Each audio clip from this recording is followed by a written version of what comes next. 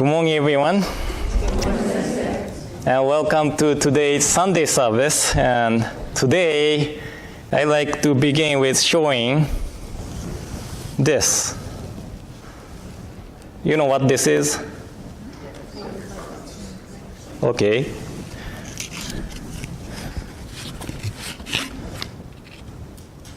This is just a playing cards, right? Do you remember what was the color of the spade on the back side of the box?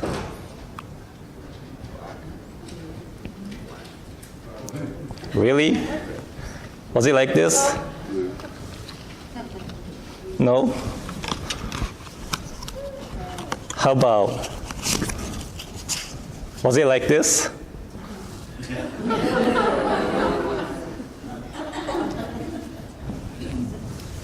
So,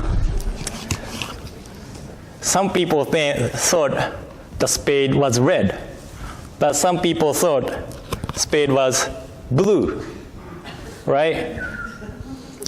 So we often think that I'm right. But if we stick to the idea and never learn to admit the other opinion, we crash. So in this case, both answers is correct. It depends on which way we look at this box. If we start from this box, you would say the spade was blue. If we started from this way, you would say, oh, spade was red. But important thing is not to attach too much to one-sided idea, but be flexible. And this is a way to avoid arguing with your friends and family. So this is my children's talk. And I like to share the words of Prince Shotoku, the far right side scroll. The Prince of Japan who followed the Buddhism teaching, and one of his saying is one of the basis of my living of daily lives. So please join me in Gassho. Please put your palms together.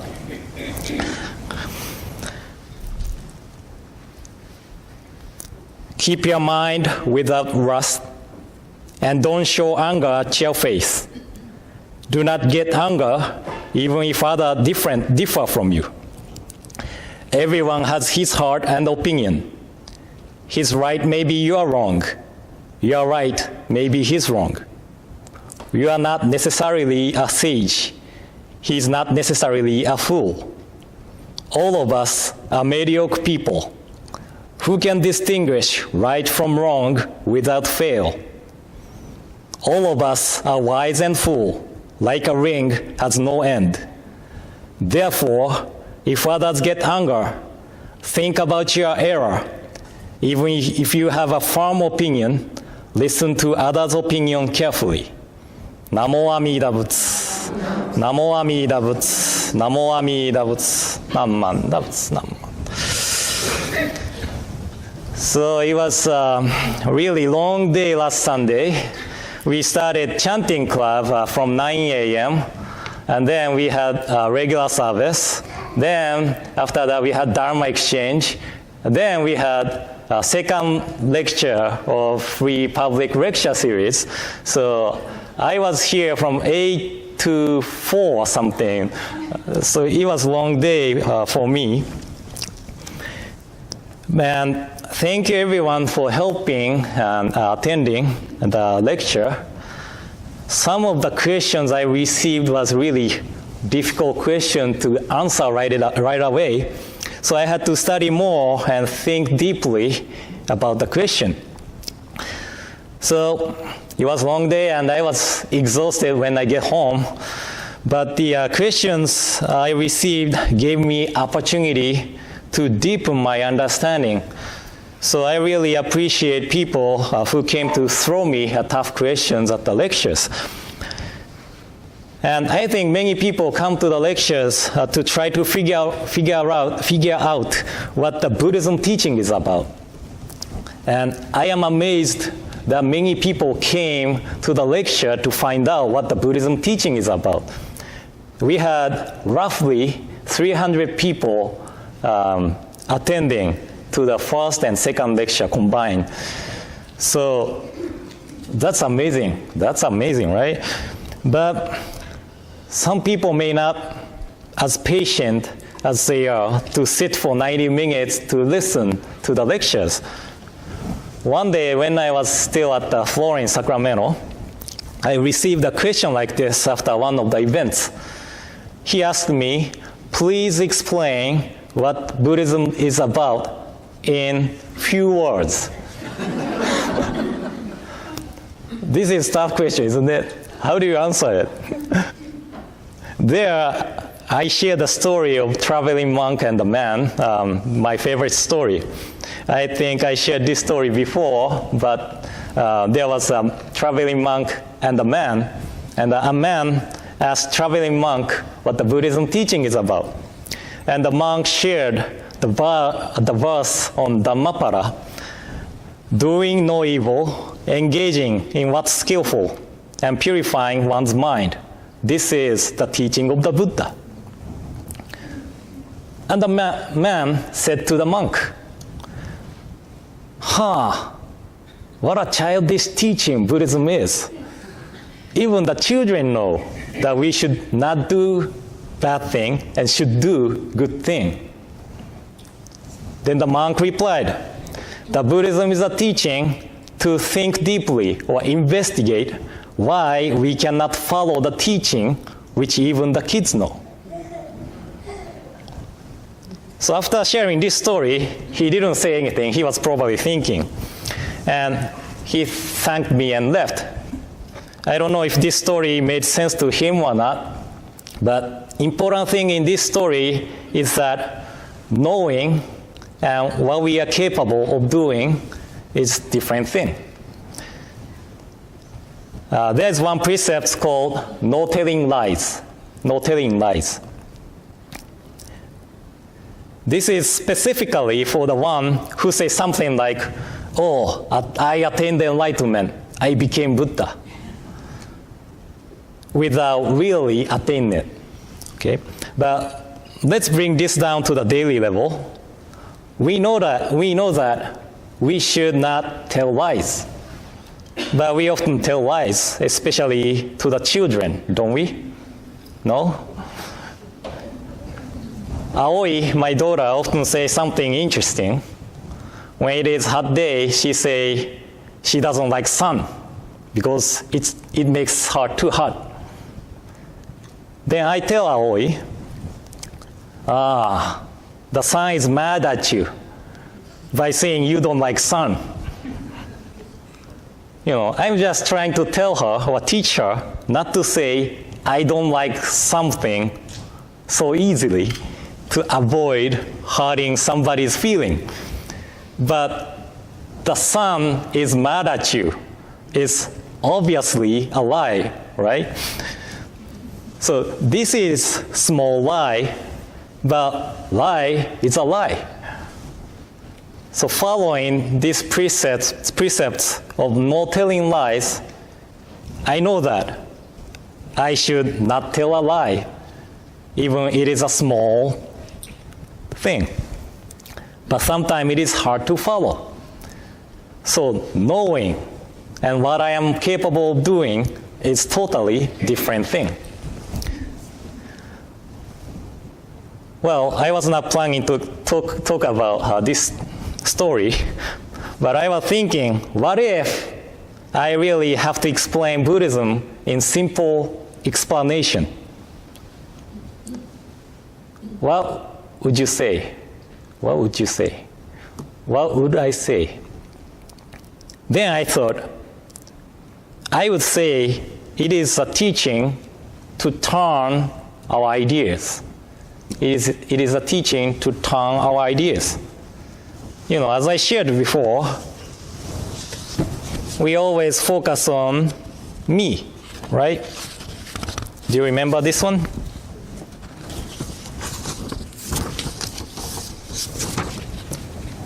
We always focus on me. But when we turn our idea, we realize that it is we. realization that we are able to live this life because of the supports and sacrifices of the other lives are one of the most important teachings in Buddhism.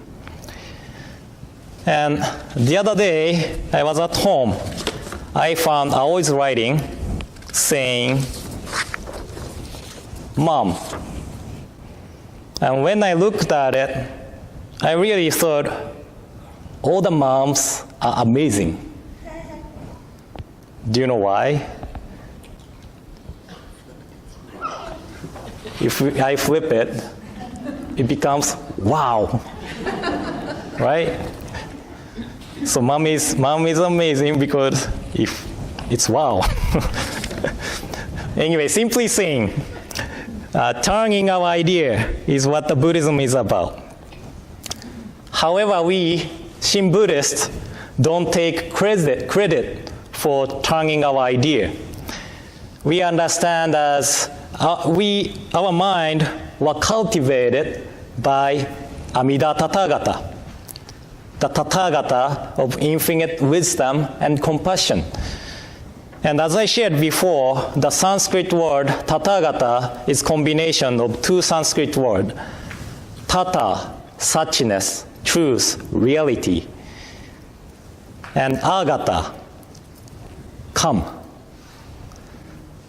So truth itself has no forms, but it took the form just to awake us to the truth. And that working to awake us is always surrounding us. So to make it easier, we are like farmland. We are like farmland. And the Tathagata is farmer.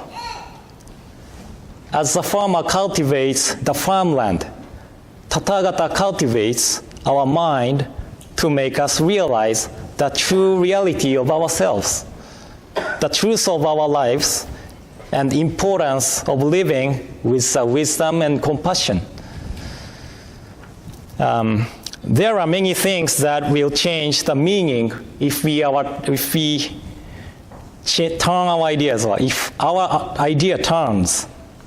And as I talked last week, it could be how we accept our birthday.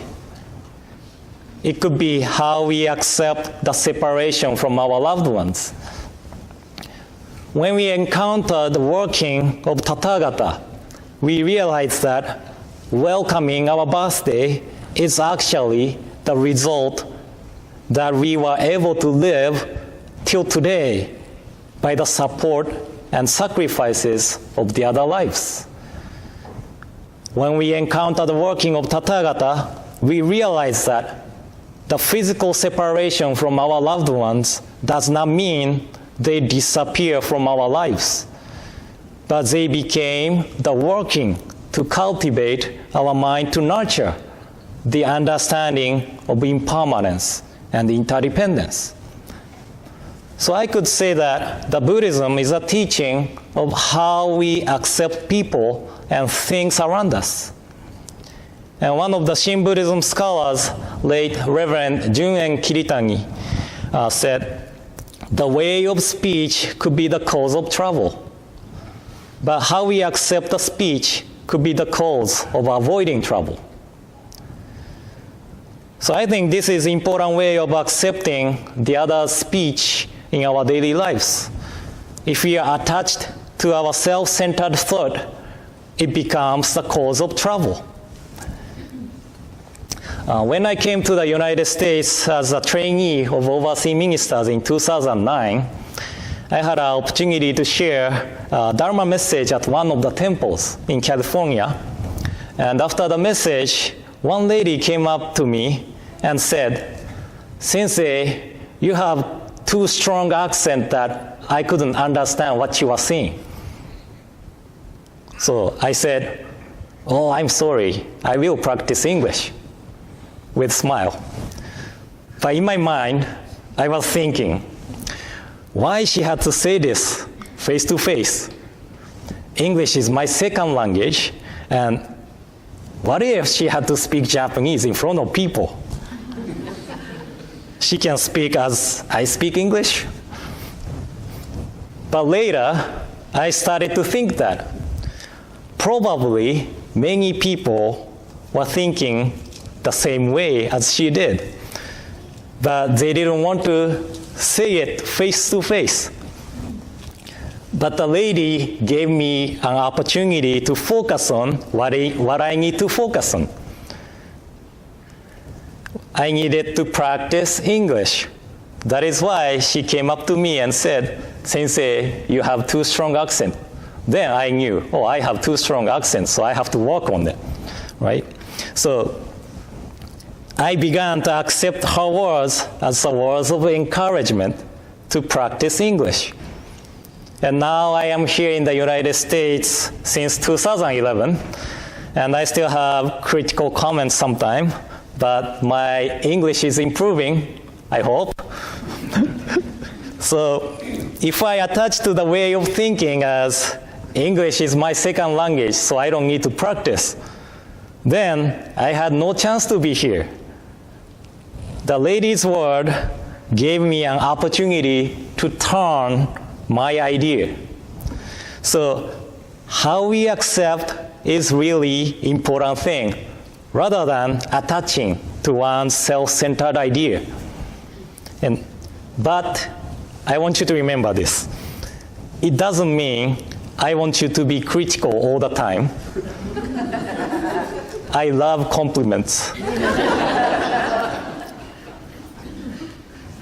So,